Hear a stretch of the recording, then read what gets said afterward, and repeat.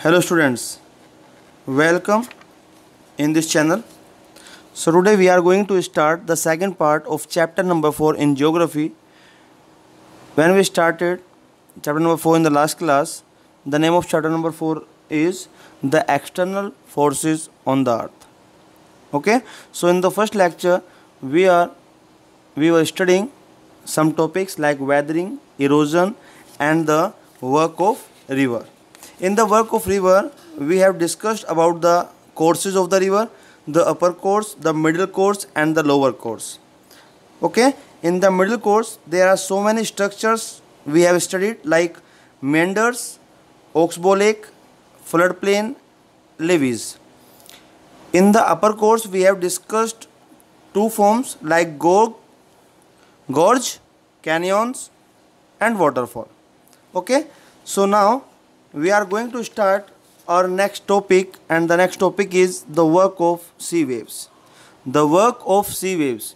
So as we studied earlier, what the work river did, what the work will sea waves do. So the work is the different landforms, how these form the different landforms, like ये कैसे कैसे अलग अलग ज़मीनी स्तर पर काम करते हैं, ये यहाँ पर जानने को मिलेगा. आइए शुरू करते हैं. The waves of the sea erode the soil along the coast just as the river. अब इसमें भी क्या हो, जो वेव होती हैं, आपने देखा होगा जो समुद्र की, जो सागर की जो सी वेव्स होती हैं, लहरें होती हैं, वो जो मिट्टी किनारों पर होती है उनको वहाँ से इरोड करती है, उनको वहाँ से हटाती है. ठीक है भाई, लहर जाती है अपने साथ, वो मिट्टी पे चोट मारेगी, उसको हटाएगी और उसको साथ बहाकर अंदर ले आएगी, जैसे कि नदियाँ बहती हैं. This action of the sea is generally confined to the continental shelf fringe of shallow water that surrounds the continent. आपने देखा हो कभी ऐसा होता है कि आपने जो देखा कि भाई समुद्र के बीचों बीच एक आइलैंड टाइप स्ट्रक्चर बन जाती है, वहाँ पे आपको एक बहुत हार्ड सोयल या हार्ड स्ट्रक्चर वहाँ पर मिलेगी, जिस पे आप इजीली थोड़ा स्टे भी कर सकते हैं. सो वो जो फॉर्म होती है वो इसी प्रोसेस के थ्रू होती है, ड्यू टू वेव एक्शंस. जो वेव एक्शंस आपकी होती हैं, फॉलोइंग फीचर्स आर फॉर्म्ड. नीचे कुछ फॉर्म्स दी गई हैं लाइक सी क्लिफ्स, सी केव्स. ये कुछ फॉर्म यहाँ पर दी गई हैं जिससे कि आप समझ सकते हो कि भाई ये हेल्प करती हैं किसमें, वेव्स के द्वारा बनने में. ठीक है, सो फर्स्ट फॉर्म आपकी है सी क्लिप्स. अब यहाँ पर आपको एक पिक्चर दिखाई गई है, ये सी क्लिप्स की पिक्चर है. इसमें अगर आप देखोगे तो आप पाओगे when waves start cutting into a shore of moderately highland a steep front facing the sea develops. ये यहाँ पर पूरी ज़मीन इस हाइट की थी. ठीक है, अब बार बार वेव आती गई, जब आई इस पर चोट लगाई तो जो मिट्टी को काट कर इसने यहाँ पर एक स्ट्रीप फॉर्म किया. इसने आपने देखा कि यहाँ पर एक हाई रेज लैंड दिख रही है, जैसे कि बनाई गई हो. क्या दिख रही है, जैसे कि ये बनाई गई हो. बनाने का मतलब एक हाइट, भाई समुद्र यहाँ तक है, ये इतनी हाइट यहाँ पर हुई कैसे, ये इतनी हाइट यहाँ पर हुई कैसे. तो इसके पीछे का जो रीज़न है वो ये है कि ये लहरें बार बार आती गई और बार बार लहरों के आने से जो इनकी मिट्टी थी वह अपने साथ ले जाती गई, और उस मिट्टी के ले जाने से ये स्ट्रक्चर फॉर्म हो गया. तो इस स्ट्रक्चर को हमने नाम क्या दिया, इस स्ट्रक्चर को नाम दिया हमने सी क्लिफ. क्या नाम दिया, सी क्लिफ. ठीक है, in the next structure is sea caves. ठीक है, next structure is sea caves. अब केव्स का मतलब आपको पता है गुफा. केव्स हम बोलते हैं गुफा को. तो अब समुद्र में गुफाएं कैसे बनती हैं, आपने देखा होगा बहुत जगह कि कुछ गुफाएं की जैसी स्ट्रक्चर बन जाती है. वो कैसे बनती है, अ केव में develop along a line of weakness at the base of A Cliff. For example ये यहाँ पर आपकी क्लिफ तैयार हो गई थी. ठीक है, लेकिन इस क्लिफ में कहीं कहीं वीक पॉइंट थे, बारीक या आप कह लो कि खोखली मिट्टी, इस तरह का कुछ था. When strong sea waves continuously strike at the rock, जब वहाँ पर बार बार पानी की लहरें उस पर चोट मारती गई, क्रैक्स डेवलप, तो उनमें बीच में क्रैक्स आ गए, वे बीच में से टूटने लगी. दीज क्रैक्स बिकम लार्जर, और धीरे धीरे जब समय के साथ साथ बार बार फिर भी पानी की चोट लगती गई तो उस चोट से एक होलो केव्स फॉर्म हो गई, उस चोट से एक होलो केव्स फॉर्म हो गई। और जो वो होलो केव्स फॉर्म हुई जो आपको यहाँ पर स्ट्रक्चर में दिखाई गई है ये वाली, ठीक है, ये कुछ केव्स यहाँ दिखाई गई हैं, ये उसी पानी की चोट से बनी है। और these hollow caves are formed in the rocks, जिसको हम कहते हैं सी केव्स। ठीक है बच्चे, तो हमने पहला पढ़ा सी क्लिफ। सी क्लिफ जब एक स्टीप फ्रंट फेसिंग एक हाईलैंड आपको दिखाई जाती है सी वेव्स के अपोजिट, तो उसको हम कहते हैं सी क्लिफ। अब ये उन्हें जो वो क्लिफ बनती है, जो वो स्टीप हेडेड क्लिफ बनती हैं, उन पे जब बार बार वेव्स चोट मारती हैं तो उनसे उनमें क्रैक आ जाती है जहाँ पे वो कमज़ोर होती हैं। और समय के साथ साथ बार बार चोट मारने से वहाँ पर एक केव की स्ट्रक्चर फॉर्म हो जाता है जिसको हम सी केव्स कहते हैं। Third one is sea arches. Sea arch. अब सी आर्क का एक पिक्चर आपको यहाँ पर दिखाई गई है, इसको गौर से देखें। ये एक सी क्लिफ तैयार हो गया था, ठीक है। सी क्लिफ तैयार होने से when the waves strike continuously on the sea caves cavities और केव्स बिकम बिगर। जब ये केव्स और बड़ी होने लगती हैं, गहरी होने लगती हैं, मान लो अगर वहाँ पे जो क्लिफ है वो थोड़ी नैरो है, थोड़ी उसकी विड्थ कम है, तो जब वो बार बार चोट मारेगी पहले तो वहाँ पर सी केव बन जाएगी। और जब केव में भी बार बार सी वेव्स चोट मारती रहेंगी तो in due course only the roof of the cave remains this forming sea arches. तो आपने देखा कि यहाँ पर सिर्फ इसकी रूफ रह गई। क्या रह गई? सिर्फ यहाँ पर इसकी रूफ रह गई और ये नीचे का इसने बिल्कुल यहाँ से खाली कर दिया। और जो ये खाली जगह है ऊपर सिर्फ रूफ है, इसको हम कहते हैं सी आर्क। क्या कहते हैं? सी आर्क। ठीक है बेटा, अगर कोई दिक्कत इसमें आपको हो तो आप इसको पूछ भी सकते हैं। यहाँ पर हमने 3 स्ट्रक्चर पढ़ी अब तक। एक पढ़ी हमने सी क्लिफ, जो आपको बताया कि हाई माउंटेन्स होते हैं या हाई प्लेसेस होते हैं, बार बार सी वेव्स उस पर चोट मारती रहती हैं। चोट मारने से क्या होता है कि वहाँ पर वो खोखली होने लगती है। खोखली होने के बाद उस क्लिफ से केव बन जाती है और केव में जब बार बार चोट लगने लगे तो उसका सिर्फ रूफ रह जाती है, नीचे वो पासिंग होने लगती हैं, उसको हम सी आर्क कहते हैं। ठीक है, so come on the next point. Next point is stacks. Next point is stacks. और स्टॉक्स की अगर हम बात करते हैं, तो वो आपका होता है एक ऐसी स्ट्रक्चर जिसमें हम लोग, ये एग्जांपल आपको दिखाया गया है, ये देखिए, ये स्टॉक्स का स्ट्रक्चर है। कैसे? मान लो वहाँ पर आपकी क्लिफ बनी, ठीक है, ये यहाँ पर इस तरह क्लिफ थी, क्लिफ पे बार बार चोट लगी तो यहाँ पर केव्स फॉर्म हो गई। ठीक है, बार बार केव्स में चोट लगी तो सी आर्क्स बन गए। और ऐसे ही टाइम के साथ साथ further erosion breaks the roof of the sea arches. जो सी आर्क्स थे उस पर बार बार वेव्स अपनी चोट मारती रही और चोट मारने से जो उस सी आर्क की रूफ थी, जो उसकी छत थी, वह भी ख़त्म हो जाती है, वह भी वहाँ से बिल्कुल डिस्ट्रॉय हो जाती है, गायब हो जाती है। और वहाँ पर सिर्फ अब वॉल्स लेफ्ट हैं, वहाँ पर सिर्फ अब जो ये दीवारें हैं सिर्फ वही बची हुई हैं। और उन दीवारों को, उन स्ट्रक्चर को हम कहते हैं स्टॉक्स। स्टैक्स कैसा? STACKS, stacks. ठीक है, क्या कहते हैं? स्टैक्स। तो स्टैक्स क्या हुआ? जब सी क्लिफ से सी केव्स बनी, सी केव्स में भी वेव्स चलती रही तो सी आर्क्स बन गए। सी आर्क्स में भी बार बार वेव्स चोट मारती गई, रूफ ख़त्म कर दी, स्टॉक्स बन गए। अब एट द एंड बीचेस कैसे बने? The sea also deposit sediments. अब जब समुद्र की लहरें बड़े जोरों से बहती रहती हैं तो वो कहीं पर जाकर रुकती भी तो हैं। अब जब वो पीछे से आती हैं तो उनके साथ कुछ सेडिमेंट्स भी आते होंगे।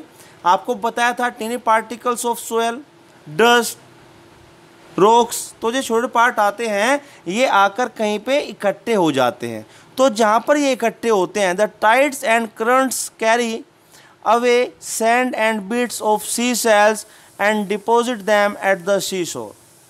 जो ये पानी की लहरें होती हैं ये अपने साथ साथ समुद्र के अंदर से dust particles, sand particles, soil particles या सी शेल्स अपने साथ ले आती हैं और जो समुद्र का किनारा होता है उस किनारे पर लगा उसको वहाँ छोड़ देती हैं। इन ड्यू कोर्स ऑफ टाइम, समय के बीतते हुए a platform like feature is formed, एक प्लेटफॉर्म की तरह की फीचर बन जाती है, फॉर्म हो जाती है, जिसको हम बीच कहते हैं। आपने सुना होगा काफ़ी सारे बीचेस हैं, गोवा बीच पे चलते हैं, तो वो बीच जहाँ आप घूमते हो आज की डेट में वो पहले से ही नहीं है, उनको बनाने में कहीं ना कहीं वेव्स और समुद्रों का बहुत बड़ा योगदान है। ठीक है, so these are the structures which forms by the help of sea and sea waves. Okay, so till here we have discussed about the work of river. When we are studying about the river, so we see there are so many structures formed by the river. It also carry sediments with it and it deposit that sediment at some places. Okay, by the river due to this sediment so many lakes are formed. बहुत सारी lakes बनती हैं, बहुत सारी lakes बनती हैं, बहुत सारे वाटरफॉल बनते हैं, बहुत सारे गोर्ज बनते हैं, या आप कहोगे कुछ प्लेन्स भी, जो प्लेन होते हैं वे भी उन रिवर की वजह से ही बनते हैं। ठीक है बेटा, okay. So come on the next work, and next work we will study about the work of ice. Work of ice, so in the work of ice there are also few structure. And what are those structure? Come on that point. First structure is glaciers. भाई बर्फ से बनी हुई कुछ structure की बात करेंगे। सबसे पहले बर्फ से बनी हुई जो स्ट्रक्चर है वो है ग्लेशियर। ग्लेशियर क्या होता है भाई? बर्फ, जिस पूरे पहाड़ पे बर्फ ही बर्फ हो, जिस पूरे पहाड़ पर बर्फ ही बर्फ हो उसको समझो। अब जा, glaciers are large frozen pieces of ice or rivers of ice, एक बहुत बड़ा जमा हुआ बर्फ का टुकड़ा, या आप कह लो पूरी की पूरी नदी ही बर्फ की होती है। A glacier moves very slowly, और ये ग्लेशियर्स बहुत धीरे धीरे चलते हैं। As it moves it carries rock fragments as well as gravel, और जैसे जैसे मूव करते हैं तो ये अपने साथ चट्टानों के फ्रेगमेंट टुकड़े, चट्टानों के टुकड़े लाते हैं और ग्रेवल भी लाते हैं, कंकड़ पत्थर जो होते हैं। The glacier erodes both the bed and the sides of the valley. अब जब ये ग्लेशियर्स बहते हैं, आगे बढ़ते हैं, तो ये अपने साथ साथ जो वैली होती है, जो खाड़ी होती है, उसके बेड को भी, बेड मतलब जो नीचे का हिस्सा होता है उसको भी, और जो उसकी साइड्स होती है उसको भी, दोनों को ही मिट्टी काटती हुई चलती है। Therefore it forms a U-shaped valley with a flat base and very steep sides. अगर आप बात देखो, एक छोटा सा एग्जाम्पल आपको बता देता हूँ। आप ये चीज़ यहाँ पर देख रहे हैं, ठीक है, नीचे बिल्कुल फ्लैट है, और ये देखो इस तरह की स्ट्रक्चर यहाँ बन गई है, तो हम कह सकते हैं एक U-shaped structure is formed by the movement, by the motion of the glaciers and the valley. ठीक है, तो ये कारण होता है ग्लेशियर्स जो वैली बनाते हैं। अब इसके सेकंड स्ट्रक्चर की बात करते हैं, दैट इज कोरी और सर्क्यू। कोरी और सर्क्यू, these are deep and rounded hollows that are partially surrounded by steep head walls. अब आप एक चीज़ देखो, मान लो एक ग्लेशियर था, इस ग्लेशियर में बात हो रही है, जो आपकी लेफ़्ट साइड में इमेज है उसकी बात हम लोग कर रहे हैं। इसमें आप देखो ये इसके चारों तरफ क्या है? स्टीप हेड वॉल्स हैं। क्या है इसके चारों तरफ? स्टीप हेड वॉल्स हैं, जिससे कि घिरा हुआ है क्या? एक आपका डीप, ये आपका एक डीप राउंडेड होलो है। डीप राउंडेड होलो मतलब ये गहरा गहरा सा, गोल गोल सा स्ट्रक्चर जो कि आपका बर्फ है, जिसमें इस स्ट्रक्चर को हम कहते हैं सर्क्यू या कोरी। ठीक है। मान लो ये इसके चारों साइड तो एक दीवार सी बनी हुई है और इसके बीचों बीच ये सिर्फ आइस ही आइस है, तो इस स्ट्रक्चर को हम कहते हैं सर्क्यू या कोरी। ठीक है बेटा, चलिए नेक्स्ट ग्लेशियल मोरेन्स, इसके बारे में थोड़ा सा और लिखा हुआ है, वो भी हम पढ़ लेते हैं।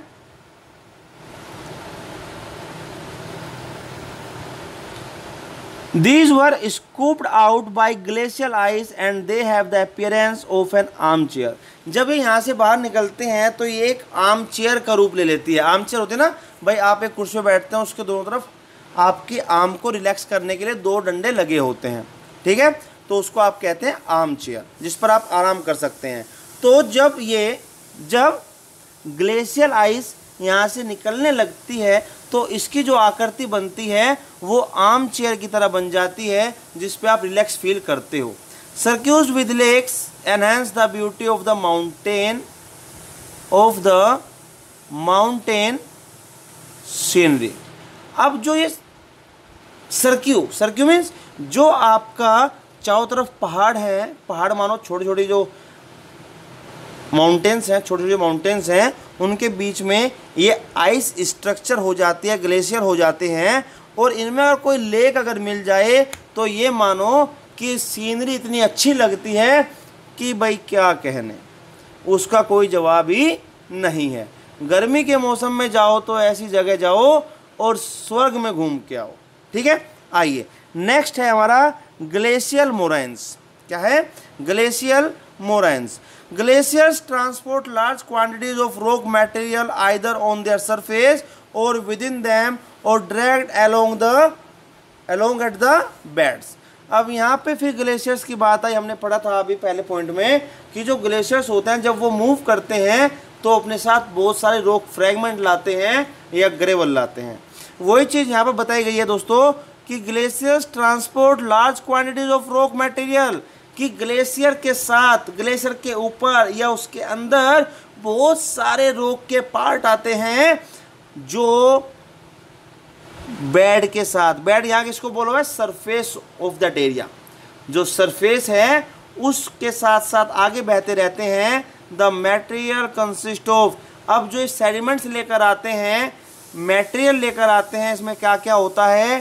क्ले मिट्टी होती है, सैंड रेत होता है, ग्रेवल एंड बोल्डर्स, मतलब कि जो ये आपके होते हैं ना रोडी डस्ट इस तरह का, वो उसको कहते हैं ग्रेवल। बहुत छोटे छोटे पार्टिकल्स, बहुत छोटे छोटे टुकड़े जो होते हैं उसको हम ग्रेवल कहते हैं। That they weigh many tons, उनका वजन छोटा मोटा नहीं होता, टनों में होता है, और टन भी एक दो नहीं, हजारों टन का वजन उनमें मिलता है। Glaciers deposit that material and form glacial moraines, और जो ये ग्लेशियर्स होते हैं उस सारे मटेरियल को एक जगह इकट्ठा कर देते हैं, और इकट्ठा करने के बाद जो स्ट्रक्चर फॉर्म होती है उसको हम ग्लेशियल मोरेन्स कहते हैं।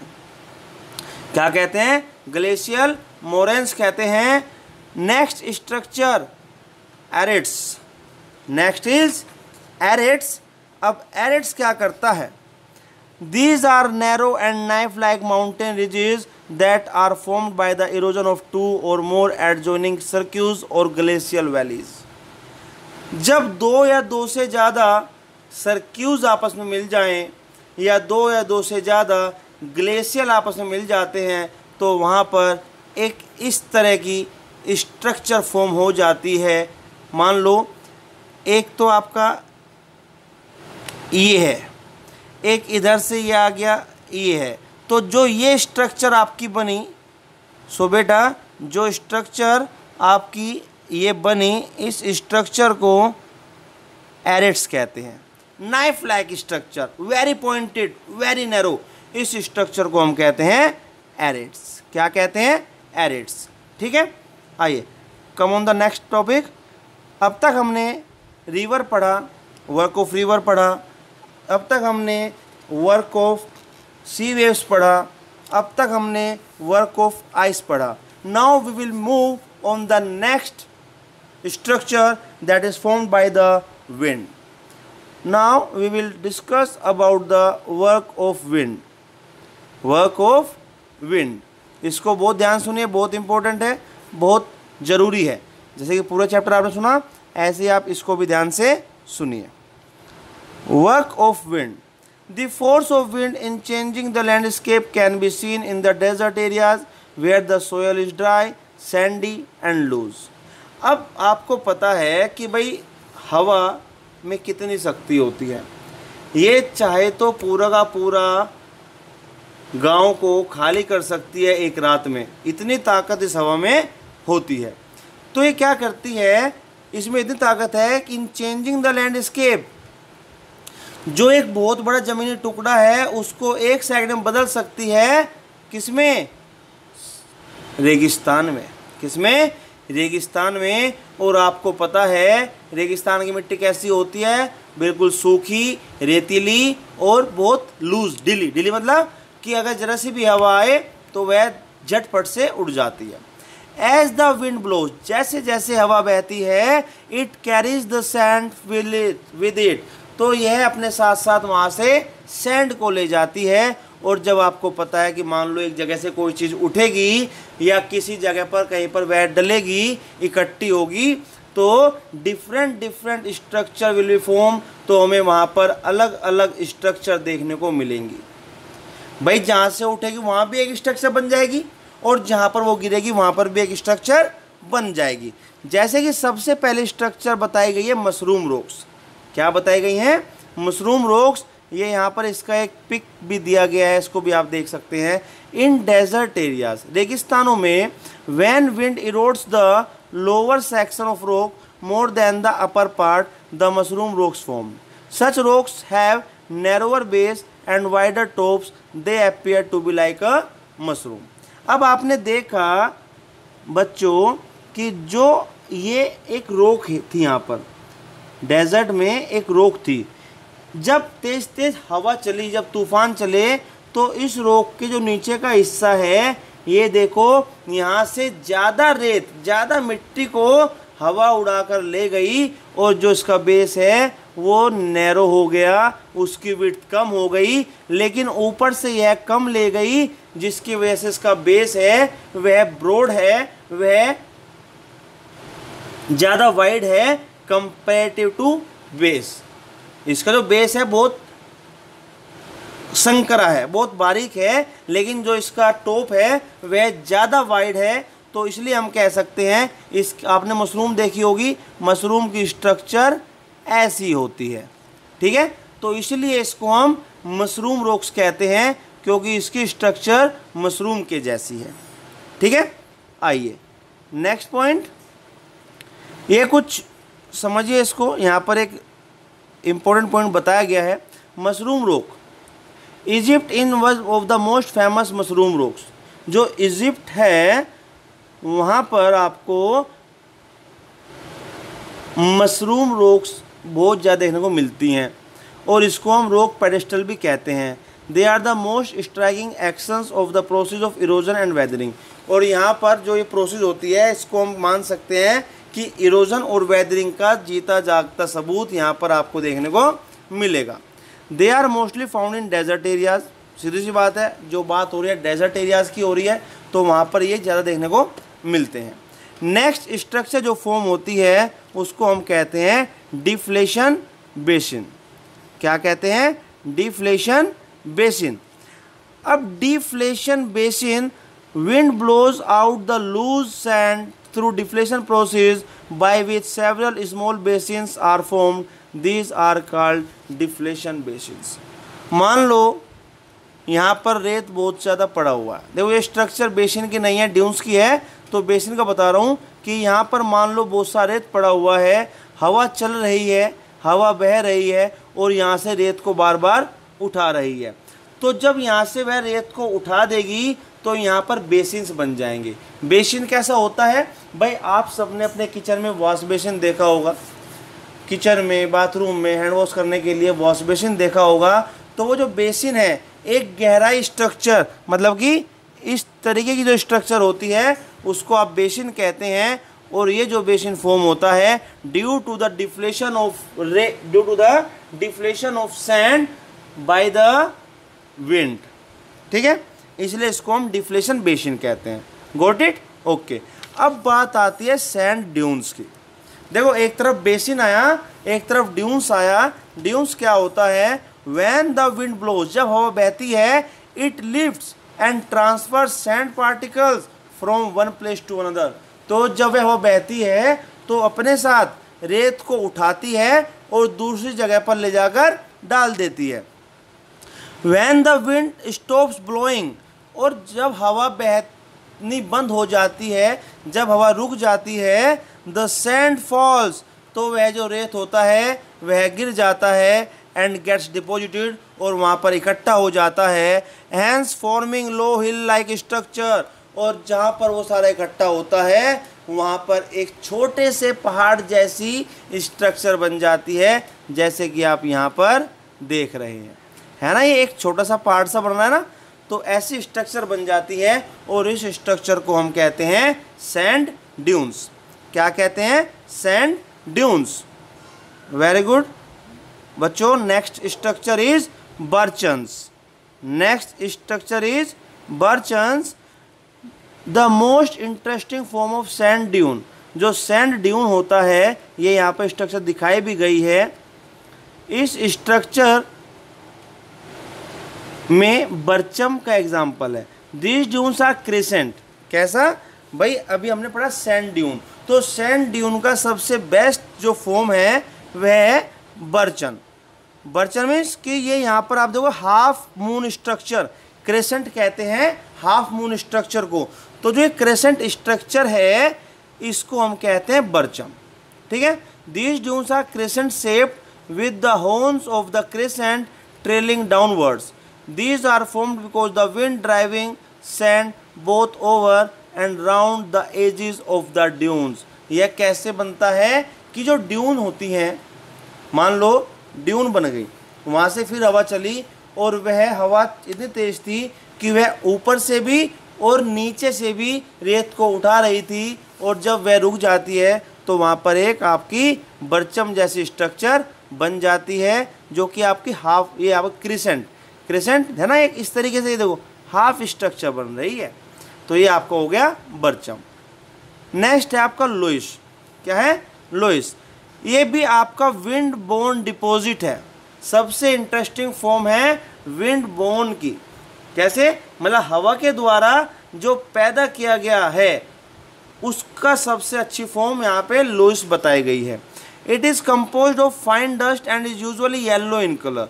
Wind carries it over very long distance. In the presence of water, loess becomes very fertile and forms a good loamy soil। अब ये क्या करते हैं? मान लो कहीं से हवा बहुत तेज चल रही है और वहाँ से उसने मिट्टी, रेत सब कुछ ला कर इकट्ठा कर दिया एक जगह। जहाँ पर वो इकट्ठा हुआ वहाँ पे एक ये स्ट्रक्चर तैयार हो जाती है। जब ये स्ट्रक्चर तैयार हुई, बारिश होती रहती है, पानी की हेल्प से, पानी जब इसमें मिल जाता है तो यह बहुत ज़्यादा फर्टाइल बन जाती है, उपजाऊ बन जाती है, और जो इसकी मिट्टी होती है बहुत फर्टाइल होती है और लोमी सोयल होती है। कैसी? लोमी मतलब चिकनी मिट्टी होती है। कैसी होती है? चिकनी मिट्टी होती है। ठीक है। सो दीज और are the structures which are formed by the help of wind. इससे पहले हमने उन स्ट्रक्चर को पढ़ा जो आइस की हेल्प से बनी। उससे पहले हमने उन स्ट्रक्चर को पढ़ा जो आपकी रिवर की हेल्प से बनी। तो इन सभी स्ट्रक्चर को बहुत अच्छे से आप लोग सुने, समझें, और जब आप इनको समझेंगे तो जो एक्सरसाइज है वह भी आप बड़ी इजीली कर पाएंगे। ठीक है। तो इसको आप बड़े अच्छे से करें। कोई दिक्कत होती है, you can call me on my personal number and you can ask on my WhatsApp number also. ठीक है स्टूडेंट्स। सो आज के लिए इतना ही, मिलते हैं अगली क्लास में। तब तक के लिए इसको अच्छे से पढ़ें, सुने और समझें। Okay, bye bye, have a nice day दोस्तों।